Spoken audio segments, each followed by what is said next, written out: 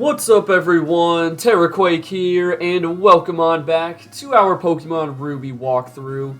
In the last episode, we left Mauville City and made our way through the first section of Route 111 as well as Route 112, fought some trainers, and that's really about it. So in today's video, the plan is to get through the Fiery Path, the northern sections of Route 111 and 112, as well as Route 113 in order to reach Fall Arbor Town.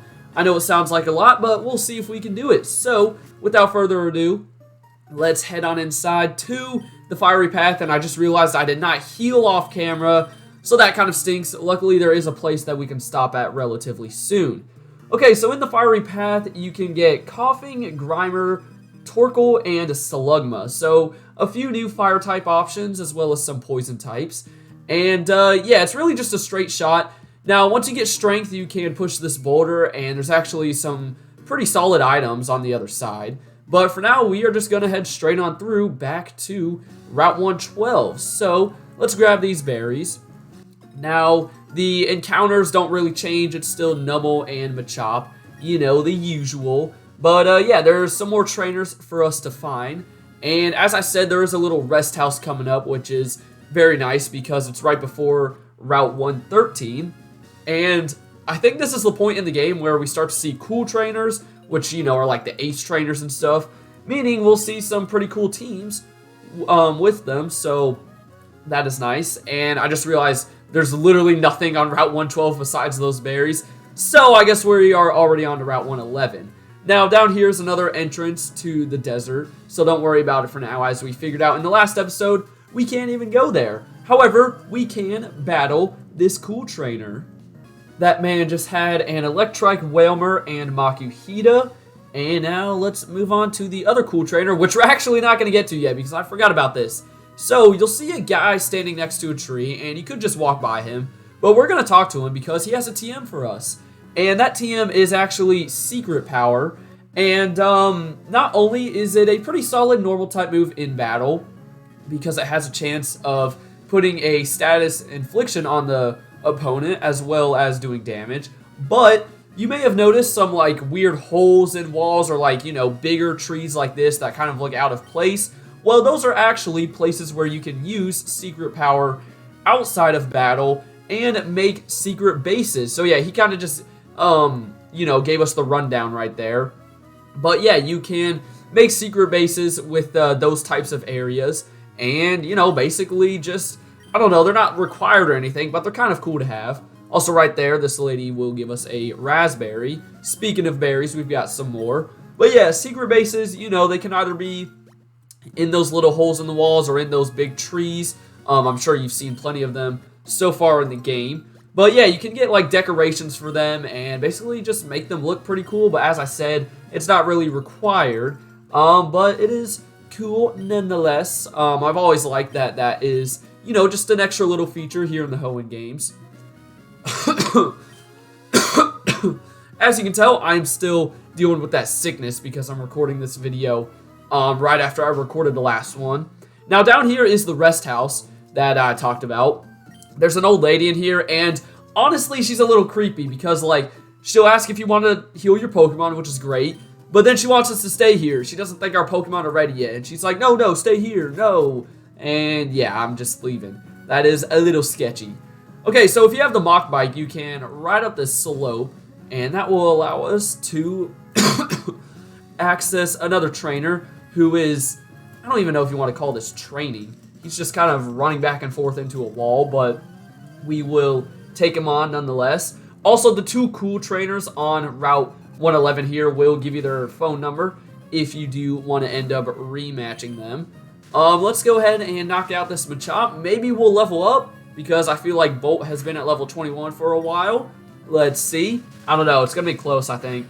Knowing my luck, I'll probably be left on like a sliver or something. Also, that lady back there, oh, we did get to level 22. Sweet. But yeah, as I was saying, that lady will actually give you a raspberry once per day. So you can keep on coming back there. If you have, like, I don't know, a collection of raspberries that you want to start up or something. And I don't really know why I went down that slope. Just wanted to show that it kind of loops back around to here. But let's finish up Route 111 by taking on the other cool trainer, who is going to have another pretty neat team of Wingle, Nummel, and Roselia. With that battle done and my team fully healed up, by the way, Little did get up to level 23, we are good to go to Route 113, which has definitely a different scenery. You will see that, oh my gosh, it's snowing! Yeah, no, it's actually ashes, because we are kind of in the route surrounding the big volcano here in the Hoenn region. So there's like ashes constantly falling down, and you can actually do stuff with the ashes a little later on in this route.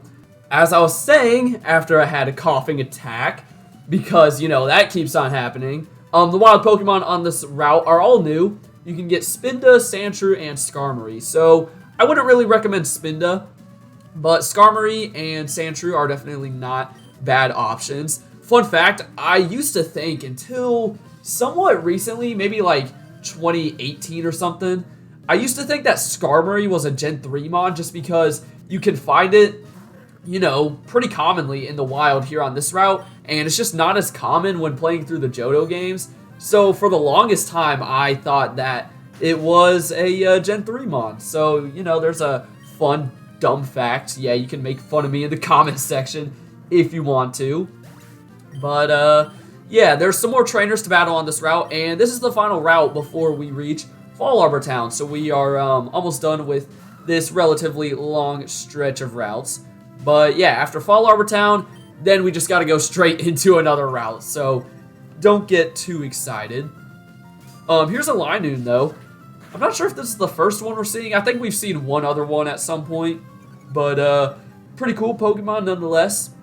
I've actually used one before, and, you know, I feel like the regional rodents, they sometimes just get made fun of for not being too strong, but we saw in the Pokemon Silver walkthrough when I used a Sentret and Furret that, you know, they're not that bad, and that goes for Zigzagoon and Linoon. Almost forgot their names for a second. Yeah, you know, that thing gets access to Belly Drums, so it's definitely a force to be reckoned with. But yeah, also, we're going to get introduced to this Ninja Boy trainer class, and they like to like hide in the ground or try to blend in with the environment and stuff. It's really weird, honestly. They also like to use a lot of poison types, apparently, because, yeah, that kid had 4 coughings, which did allow Curlia and Aeron to both level up. But yeah, right there in that little pile of ash is a hidden ether, and there's a Super Repel sitting over there.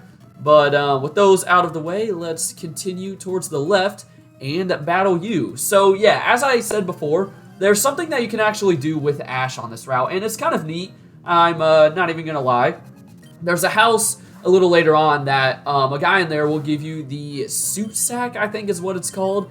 And basically, once you have the suit sack, you can run around in this route and run through the little piles of ash that you see on the ground. And depending on how many steps you take, that's how much ash you have. And, you know, after a certain number of steps, you can bring the sack back to the guy, and he will give you some rewards. Most of them are just like the different colored flutes. However, some of the later ones are like secret base decorations.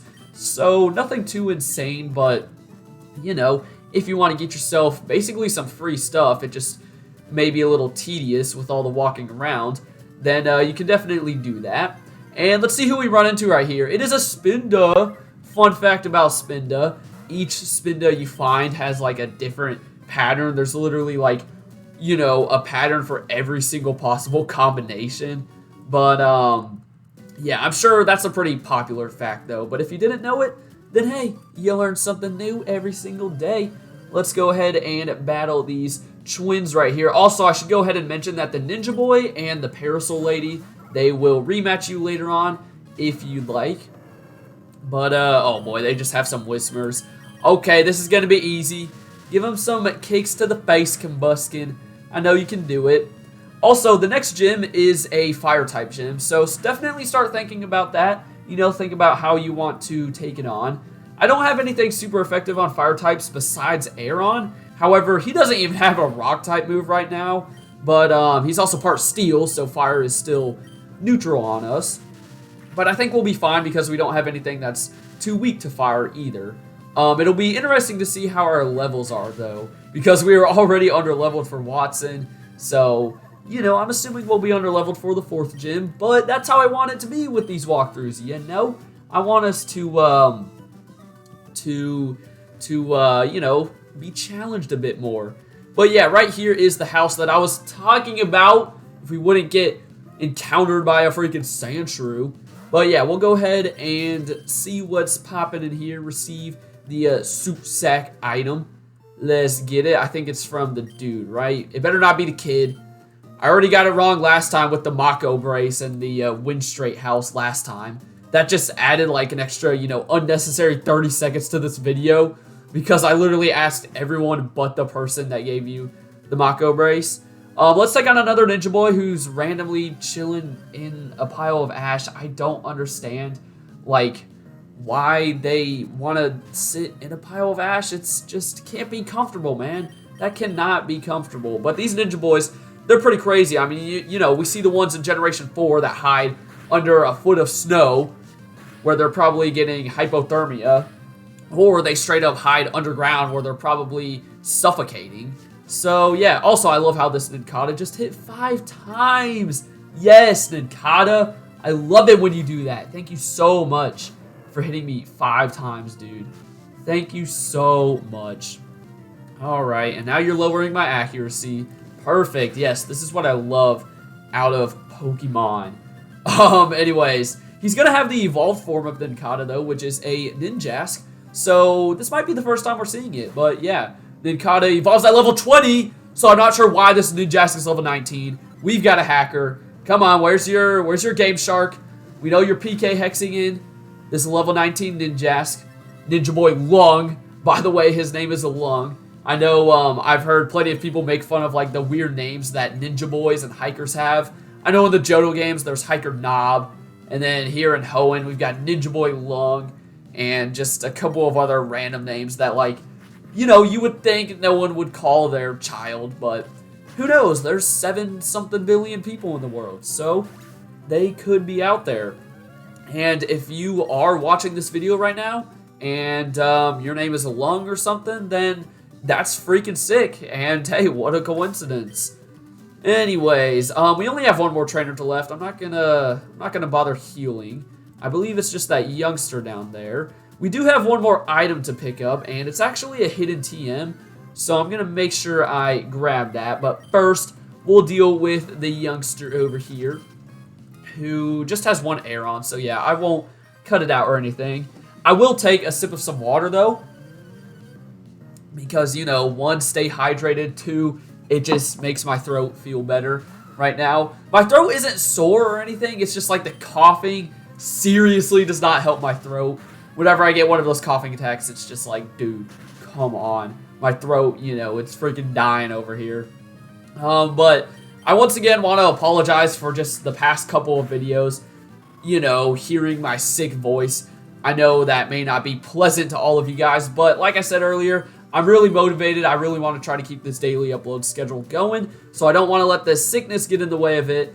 But yeah, hopefully, as I said, the next walkthrough episode, which will be up on Sunday, by the way. Hopefully, I'm feeling 100% by then. I don't know. We'll see. But yeah, as you saw right there, I got the TM for Double Team. I'll probably end up selling it at some point, but, you know, just to show it off. And that is it for Route 113. So right over here is Fall Arbor Town, which we'll be checking out in the next video. So be on the lookout for that. But for now, I hope you guys enjoyed. Have a great rest of your day. And until next time, deuces.